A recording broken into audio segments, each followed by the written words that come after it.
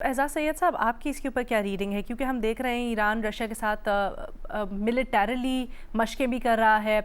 पिछली दफ़ा भी गालिबन आपने या किसी और तज्जियाकार ने हमें बताया था कि जब कॉन्फ्लिक्ट्स हुए तो उसमें रूस ने बड़ा किरदार सिफाती तौर पर भी अदा किया। एक तो हम वाज़े तौर पर भी देख रहे थे कि वहाँ पर गए भी इराकची। सो इस दफ़ा क्या आपको लगता है मिलिटरली या फिर अदरवाइज रशिया पेश होगा? एंड ऑब्वियसली चाइना तो बिल्कुल साथ ही है, तो वो कुछ कर सकता है।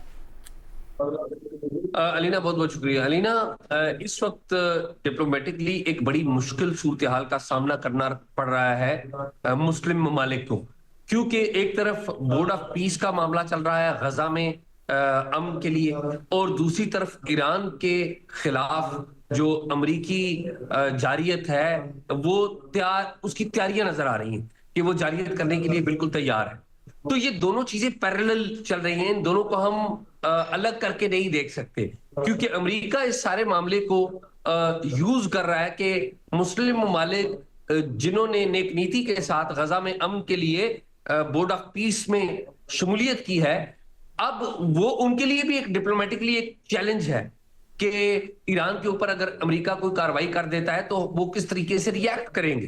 तो डिप्लोमेटिकली एक चैलेंज तो है। दूसरी बात यह है कि इस बात पे कोई दूसरी राय बज़ाहिर नहीं है कि ईरान के ऊपर अमेरिका ने अटैक करना है। वो आज करे, कल करे, इट्स मैटर ऑफ टाइम, या परसों करे। और जो जो काम करने का या इनका ऑपरेशन करने का ईरान के ऊपर तरीकाकार होगा, वो सिर्फ अटैक, एरियल अटैक नहीं होंगे कि वो मिसाइल मारे या त्यारे यूज करें। जो इनकी स्ट्रेटजी माजी में रही है, या अफगानिस्तान को देख लें, या अफ्रीका में देख लें, या वेनेजुएला में भी देख लें, हमेशा टू प्रोंग्ड रही है। एक ये कि टारगेटेड अटैक करना इनकी अहम इंस्टॉलेशंस के ऊपर, और दूसरा ये कि ग्राउंड से इंटेलिजेंस इनको सपोर्ट मिलना। इसमें कोई शक नहीं है कि ईरान के अंदर जो अमेरिकी इंटेलिजेंस सीआईए है और मोसाद जो कि इजराइल की इंटेलिजेंस है, उसने बड़ा काम किया हुआ है। और ये काम हमें, जो इजराइल ईरान स्टैंड ऑफ हुआ था पिछले साल, उसमें हमें नजर आया कि ईरान की जो अहम तरीन शख्सियात है उनको निशाना बनाया गया।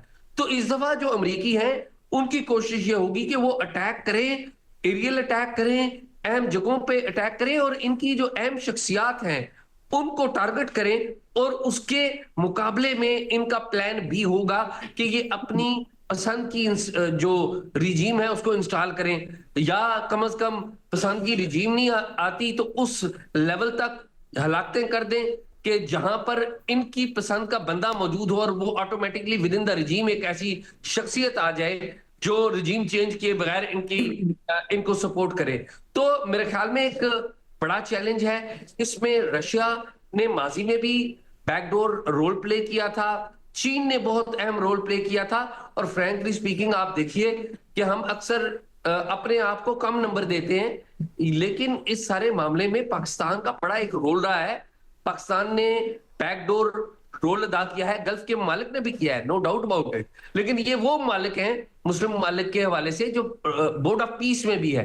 और बैकडोर जो रोल है वो क्या है, पाकिस्तान नहीं चाहता कि ईरान के ऊपर अटैक, क्योंकि अगर ईरान के ऊपर अटैक हुआ या ऐसी वहां पे कोई रिजीम आई जो कि अमेरिका नवाज हुई, बहुत ज्यादा अमेरिका नवाज हुई, और या इजराइल नवाज हुई, तो ये कोई अच्छी खबर ओवरऑल नहीं होगी। क्योंकि देखिए ये बात तो वाजे है कि अमेरिका और बिलखुसूस इजराइल जो है, इनकी पाकिस्तान से बराह रास्त दुश्मनी नहीं है, लेकिन एट द सेम टाइम ये कभी भी नहीं चाहते कि ईरान के पास पुरअमन मकासद के लिए भी जो जोहरी सलाहियत है वो हो। तो ये वाजे तौर पे नजर आ रहा है कम वक्त में इन्होंने ईरान की जो मौजूदा रिजीम है, पर्टिकुलरली उनके जो रूहानी पेशवा हैं, वो उनको तो बिल्कुल पसंद नहीं करते। और इंटरेस्ट की गेम, किसी शख्सियत की भी गेम नहीं है। तो उस इंटरेस्ट के तहत ये अटैक तो करेंगे, लेकिन ये क्या कामयाब हो पाएंगे या नहीं होंगे, ये टाइम बताएगा। कामयाबी का पैमाना आप क्या रखते हैं? देखिए, कामयाबी का पैमाना तो ये है कि ये अपनी पसंद की गवर्नमेंट को इंस्टॉल करवा लें, जो होती हुई नजर नहीं आ रही। हाँ, ये भी इनकी एक मिनिमम कामयाबी होगी कि ये इस लेवल के ऊपर किलिंग्स कर दें कि जो टॉप रिजीम के जो टॉप स्टॉलवर्ट्स हैं वो चले जाएं और उस सतह का बंदा आ जाए जो जरा वीक हो या जिसे ये समझते हो कि ये वो उनके हक का है, तो ये भी उनकी एक रिलेटिव कामयाबी होगी। अच्छा सैयद मोहम्मद अली साहब, जब हम कल इसके ऊपर बात कर रहे थे तब आपने पॉइंट आउट किया राइटली सो कि अमेरिका में भी इसके ऊपर अभी बहस पाई जा रही है कि क्या ये जो एजाज ने वर्ड यूज़ किया ना मफाद, क्या ये अमेरिका के मफाद में या इंटरेस्ट में भी होगा ईरान के ऊपर हमला? आप इसको किस नज़र से देखते हैं? जिस तरह से अमेरिका इस वक्त मिलिट्री बिल्डअप कर रहा है, क्या एक ऑल आउट वॉर में जाना अमेरिका के इंटरेस्ट में होगा गिवन द सिचुएशन? ऑल्सो क्या आपको लगता है कि जो ममालिक पहले सिफारती तौर पर ईरान के साथ थे, रशिया, चाइना, क्या वो मिलिटरली भी इसके अंदर कूद सकते हैं? बहुत अहम सवाल किया आपने। पहले तीन चीज़ों का मैं मुख्तसर जवाब देना चाहूँगा। एक तो बुनियादी सवाल चूंकि यही है कि चीन और रूस का क्या किरदार हो सकता है। तीन एतबार से चीन और रूस का किरदार इम्पोर्टेंट है। यूएन सिक्योरिटी काउंसिल के ये दोनों परमानेंट मेंबर्स हैं और वो जो अभी ख़त लिखा है ईरान की जानिब से यूएन सेक्रेटरी जनरल को भी और प्रेसिडेंट ऑफ सिक्योरिटी काउंसिल को भी, कि उन्होंने इस अमेरिकन थ्रेट को एक इंटरनेशनल पीस एंड सिक्योरिटी के हवाले से भी एक बहुत बड़ी वायलेशन करार दिया है।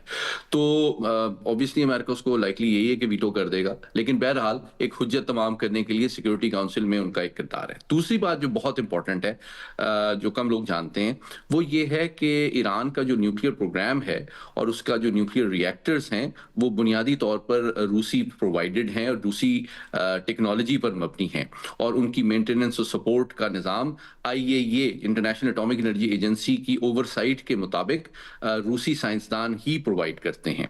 तो ऑब्वियसली अगर एक रशियन प्रोवाइडेड न्यूक्लियर फैसिलिटी के ऊपर डायरेक्ट अमेरिकन अटैक होगा तो ये रशिया जो है मतलब इसको सिर्फ एक न्यूट्रल ऑब्जर्वर के तौर पे नहीं दे सकता और इसके लिए थोड़ी सी कैलकुलेटेड सिग्नलिंग चीन और रूस की जानिब से इस वक्त ये की जा रही है। चूंकि मैं इस सब्जेक्ट को क्लोजली देखता हूँ, वो इस वक्त राइट नाउ जो गल्फ ऑफ हर्मज है उसमें चीन और रूस के भी जंगी बहरी जहाज मौजूद हैं जो कि ईरान के बहरी जहाज़ों के साथ जंगी मशकें कर रहे हैं, जो कि एक सिग्नल है अमेरिका के लिए। ये कोई लाइकली नहीं है कि वो उनकी साइड से लड़ेंगे, लेकिन एक सिग्नल है कि इस वक्त हमारी मौजूदगी को इस जगह पे आप इग्नोर नहीं कर सकते हैं, क्योंकि जितने तेजी के साथ पिछले 2-3 हफ्ते में ये बिल्डअप अमेरिका ने किया है, तो मैं जिस तरह कल भी मैंने गुजारिश की थी, 2003 में जो इराक वॉर थी उसके बाद इसकी तारीख में अमेरिका के अंदर मिसाल नहीं मिलती है। जो म्यार और मिकदार है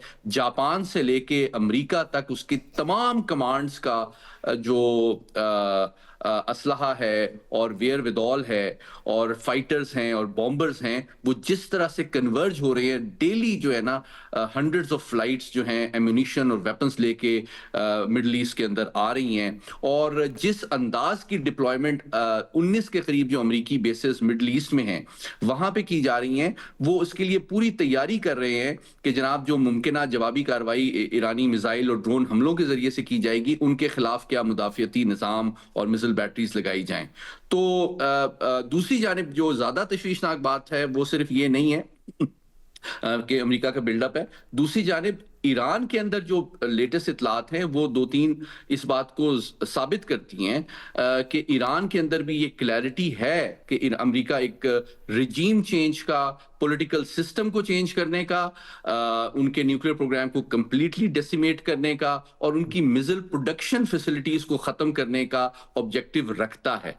इसके लिए जो उनकी नजरियाती क़यादत है, उन्होंने 2 बड़े फैसले किए हैं। एक तो रिजीम चेंज के हवाले से उन्होंने पहला फैसला ये किया है कि उन्होंने जो सिक्योरिटी काउंसिल है उनकी, उसमें अली लारीजानी साहब जो हैं वो बहुत एक्टिव हैं, जो इंटरनेशनल डिप्लोमेसी में भी काम करते रहे हैं, और मैं जाती तौर पे जानता हूं कि वो इससे पहले अमेरिका में आईएईए में ईरान के न्यूक्लियर निगोशिएटर भी रहे हैं। कम लोग जानते हैं कि जो पहले न्यूक्लियर डील भी साइन हुई थी जिसको JCPO कहा जाता है, उसमें लीड निगोशिएटर यही अली लारीजानी साहब थे, जो कि इस वक्त नेशनल सिक्योरिटी काउंसिल के सरबराह हैं। दूसरी जानिब इन्होंने एक डिफेंस काउंसिल भी तरतीब दी है, अली शमखानी साहब को उनको लगाया गया है, जो कि इस वक्त जंग की तमाम तैयारियों की इंचार्ज है। और इस वक्त अमरीकी हलकों में यह सोचा जा रहा है कि अगर कोई रिजीम चेंज की कोशिश की गई तो ये दो लोग फ्यूचर में जंग के दौरान फैसला साजी में बड़ा इंपॉर्टेंट रोल प्ले कर सकते हैं, क्योंकि अली शमखानी के ऊपर भी मुसाद ने असैसिनेशन की अटेम्प्ट की थी, लेकिन वो पिछले साल बच गए थे और वो पासदाराना इनकलाब के पुराने कमांडर हैं। तो ये जंगी तैयारियां जो ईरान के अंदर भी की जा रही हैं, ये इस इम्कान को तकवीयत देती हैं कि दोनों जानिब से जंग के खतरे को बहुत संजीदगी से लिया जा रहा है। और ये जो 10-15 दिन की वार्निंग ट्रंप साहब ने दी है, ये एक जानिब तो ठीक है, मुज़ाकरात की वो हुज्जत तमाम कर रहे हैं, क्योंकि बुनियादी मेरा कमेंट मुज़ाकरात के हवाले से ये खुशाइंद है, लेकिन जो एजेंडा है उसके ऊपर बुनियादी तौर पे क्योंकि अंडरस्टैंडिंग और एग्रीमेंट दोनों का नहीं है। ईरान इसको न्यूक्लियर प्रोग्राम तक महदूद रखना चाहता है, जबकि अमेरिका चाहता है कि इसमें मिसाइल प्रोग्राम का खात्मा और मुसल्लह जो तंजीमें हैं उनकी पुष्पनाही से भी कमिटमेंट है ईरान की जानिब से कि वो इसको नहीं करेगा, जो कि ईरान देने के लिए बिल्कुल तैयार नहीं है। तो लाइकली नहीं है कि मुज़ाकरात कामयाब होंगे। और आखिरी बात ये कि मैं समझता हूं कि जो जंग की नौयत है वो भी इंपॉर्टेंट होगी। जो पिछली जंग थी इसराइल ईरान और या अमेरिका ईरान की, उसको आप भूल जाएंगे। अच्छा। ईरान ने भी इस तजुर्बे के जरिए से जो महारत हासिल की थी इसराइल और अमेरिका के सिस्टम और हिकमत अमली को समझ के, मैं समझता हूं कि उनके पास भी जो मिसाइल्स और ड्रोन्स हैं उसका कम से कम 10 गुना ज्यादा इंटेंसिटी का मुजाहरा आप देखेंगे।